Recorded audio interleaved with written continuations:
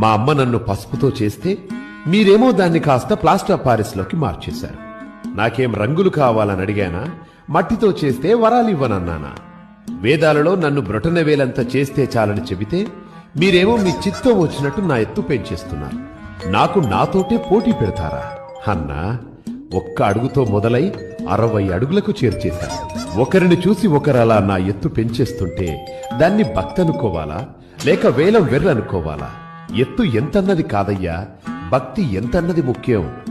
పోనీ సంవత్సరానికోసారైనా మీరు పిలిచారు కదా అని నేనొస్తే ఒక వేద పారాయణం లేదు, ఒక మంచి సంగీతం లేదు, వెకిలి పాటలు, వెర్రి డాన్సులు.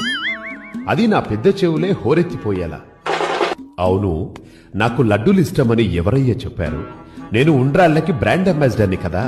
మరి ఆ లడ్డూలేంటి, వాటి సైజులేంటి, పైగా ఆ వేలం పాటలేంటి? అసలు నా కథ, నా రూపమే కాదు, నా ప్రసాదం